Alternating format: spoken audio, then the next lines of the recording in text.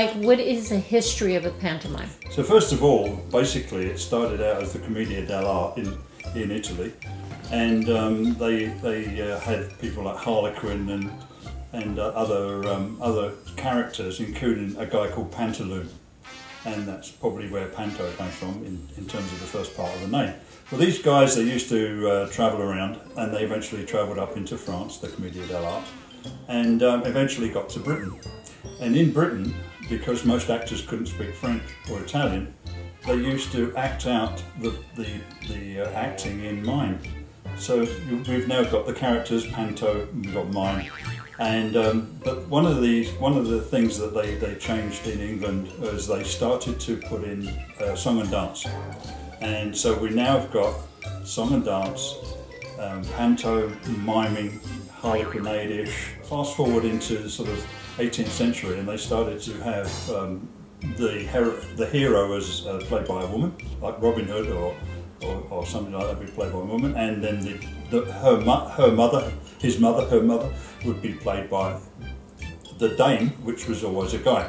So now we've fast forwarded into the 19th century, and we've got pantomime, song and dance, and we've got men playing women and women playing men. You know. What's today's pantomime like? Yeah, today's pantomime is an update of that. We've got song and singing, we've got dancing, and there's another aspect that I hadn't mentioned. The audience actually is a character. So we've got all the characters on the stage, and the characters on the stage expect the audience to be a character and to join in the goings on. So, you know, the old, oh no he isn't, or he's behind you, are all parts of the modern day pantomime.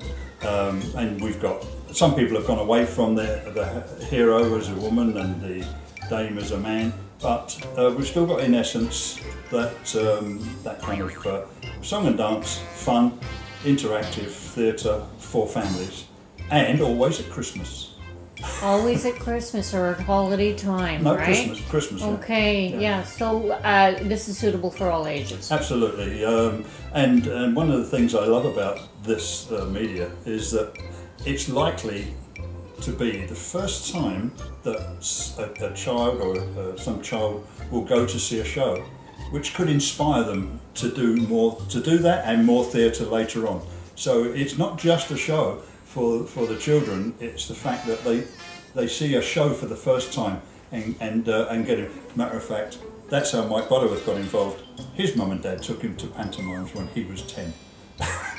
That's wonderful. No. Okay, you talk about a dame. And dame traditionally was a man playing a woman. Yes, yeah. Joe, you are a dame in pantos. That's right. And you tell us just exactly what is a dame doing. Well, a dame is essentially, like you say, a man who's playing a woman, but there is no doubt in anyone's mind that it's a man.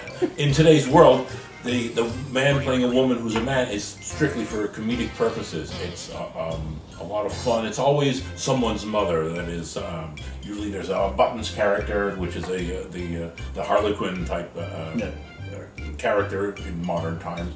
There's always a set piece where there's a young ingenue who's, and the dame is the protector of the young ingenue in most cases along the way, trying to have fun.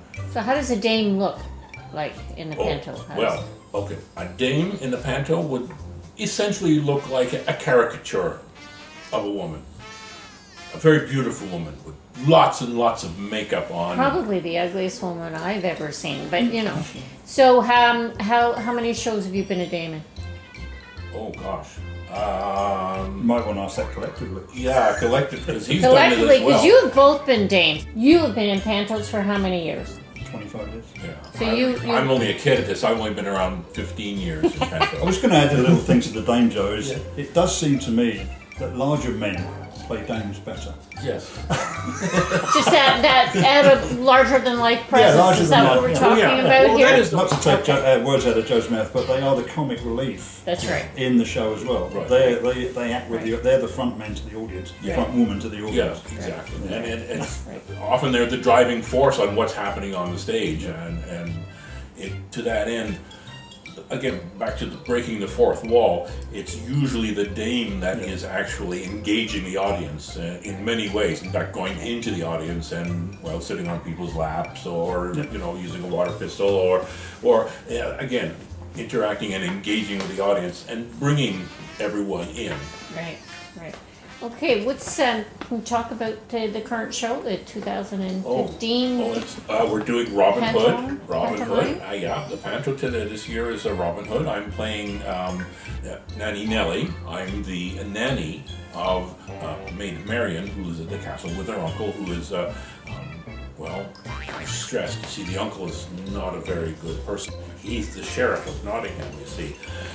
And, well, he wants to marry Maid Marian.